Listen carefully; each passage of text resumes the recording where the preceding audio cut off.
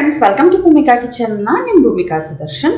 ಎಷ್ಟೊಂದು ವೆರೈಟಿ ಚಟ್ನಿಗಳನ್ನೆಲ್ಲ ತೋರಿಸಿದ್ದೀನಿ. ಖಾರದ ಚಟ್ನಿ, ಕೆಂಪು ಚಟ್ನಿ, ಈ ಥರದ್ದೆಲ್ಲ. ಆದರೆ ಇವತ್ತು ತೋರಿಸ್ತಾ ಇರೋ ಅಂಥದ್ದು ಖರ್ಜೂರದ ಚಟ್ನಿ. ಖರ್ಜೂರದ ಚಟ್ನಿ ಅಂದ ತಕ್ಷಣ ಏನು ಸ್ವೀಟ್ ಚಟ್ನಿನ ಅಂತೀರಾ?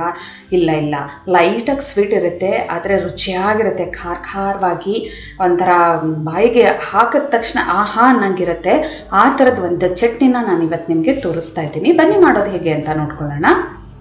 ಮಿಕ್ಸರ್ ಜಾರ್ ಒಳಗಡೆ ಮೊದಲು ಖರ್ಜೂರ ನೆನೆಸಿರೋದು ಬಿಸಿನೀರಲ್ಲಿ ಒಂದು ಅರ್ಧ ಗಂಟೆ ಮುಂಚೆ 4ರಿಂದ 5 ಖರ್ಜೂರನ ನೆನೆಸಿದ್ದೆ, ಬೀಜ ಎಲ್ಲ ತೆಗೆದು. ನೀರನ್ನ ಹಾಗೆ ಇಟ್ಕೊಳ್ಳೋಣ, ರುಬ್ಬೋದಕ್ಕೆ ಬೇಕಾಗತ್ತೆ. ಬ್ಯಾಡಗಿ ಮೆಣಸಿನ್ಕಾಯಿ, ಅದನ್ನು ಕೂಡ ಬಿಸಿನೀರಲ್ಲಿ ಒಂದು 7ರಿಂದ 8 ಬ್ಯಾಡಗಿ ಮೆಣಸಿನ್ಕಾಯಿನ ನೆನೆಸಿಟ್ಟಿದ್ದೆ. ನೀರೆಲ್ಲ ತೆಗೆದು ಬರೀ ಮೆಣಸಿನ್ಕಾಯಿ ಮಾತ್ರ ಹಾಕೊಳ್ತೀನಿ. ಬೆಳ್ಳುಳ್ಳಿ ಒಂದು ಉಂಟೆ, ಒಂದು 20 ಎಸ್ಳು. ಹುಣಸೆ ಹಣ್ಣು ಒಂದು ಇಂಚು ಅಥವಾ 2 ಇಂಚು, ಹುಳಿಗೆ ತಕ್ಕ ಹಾಗೆ ನೋಡ್ಕೊಂಡು ಹಾಕೊಳ್ಳಿ. ಜೀರಿಗೆ ಅರ್ಧ ಟೀ ಸ್ಪೂನ್, ಮೆಣಸು ಅರ್ಧ ಟೀ ಸ್ಪೂನ್, ರುಚಿಗೆ ತಕ್ಕಷ್ಟು ಉಪ್ಪು. ಇದಿಷ್ಟನ್ನು ನೈಸಾಗಿ ರುಬ್ಕೊಳ್ಳೋಣ. ರುಬ್ಬೋದಕ್ಕೆ ನೀರನ್ನ ಖರ್ಜೂರಕ್ಕೆ ನೆನೆಸಿಟ್ಕೊಂಡಿದ್ವಲ್ಲ ಅದನ್ನೇ ಉಪಯೋಗಿಸ್ಕೊಳ್ಳೋಣ.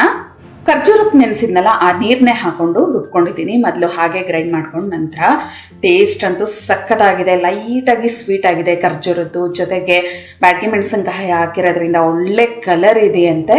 ಜೊತೆಗೆ ರುಚಿ ಕೂಡ ಸಕ್ಕತ್ತಾಗಿದೆ. ಬೆಳ್ಳುಳ್ಳಿ, ಮೆಣಸು, ಜೀರಿಗೆ ಎಲ್ಲ ಹಾಕಿರೋದ್ರಿಂದ ಒಂಚೂರು ನಾಲ್ಗೆಗೆ ಟಚ್ ಆಗ್ತಿದೆ, ಹಾಗೆ ಆಹಾ ಅನ್ನಂಗಿದೆ. ಇದನ್ನು ಒಂದು ಬೌಲ್ಗೆ ಟ್ರಾನ್ಸ್ಫರ್ ಮಾಡ್ಕೊಳ್ಳೋಣ. ನೋಡಿದ್ರಲ್ಲ ರುಚಿಯಾಗಿರುವಂಥ ಖರ್ಜೂರದ ಚಟ್ನಿ ಮಾಡ್ಕೊಳ್ಳೋದು ಹೇಗೆ ಅಂತ ಅಂದ್ಬಿಟ್ಟು. ಇದು ಎಲ್ಲ ರೊಟ್ಟಿಗಳ ಜೊತೆ ಅಥವಾ ದೋಸೆ, ಮಸಾಲೆ ದೋಸೆಗೆ ಒಳಗಡೆ ಕೆಂಪು ಚಟ್ನಿ ಥರ ಇದನ್ನು ಸೌರಕ್ಕೆ ಬೇಕಾದರೂ ಉಪಯೋಗಿಸ್ಕೋಬೋದು. ಇದನ್ನು ಒಂದ್ಸಲ ನೀವು ಮಾಡಿಟ್ಕೊಂಡ್ರೆ ಒಂದು 5ರಿಂದ 6 ದಿನದವರೆಗೂ ಫ್ರಿಜ್ಜಲ್ಲಿ ಸ್ಟೋರ್ ಮಾಡಿಟ್ಕೋಬೋದು. ಮತ್ತೆ ಆಗ್ತಡ ನಿಮ್ಮ ಮನೇಲೂ ಒಂದ್ಸಲ ಮಾಡಿ ಹೇಗಿದೆ ಅಂತ ನನಗೆ ಕಮೆಂಟ್ ಬಾಕ್ಸಲ್ಲಿ ತಿಳಿಸಿ. ಇವತ್ತಿನ ಈ ರೆಸಿಪಿ ನಿಮ್ಗೆ ಇಷ್ಟ ಆದರೆ ಲೈಕ್ ಮಾಡಿ, ಶೇರ್ ಮಾಡಿ. ಯಾರೆಲ್ಲ ಇನ್ನೂ ಭೂಮಿಕಾ ಕಿಚನ್ಗೆ ಸಬ್ಸ್ಕ್ರೈಬ್ ಆಗಿಲ್ಲ ದಯವಿಟ್ಟು ಸಬ್ಸ್ಕ್ರೈಬ್ ಆಗಿ. Thanks for watching.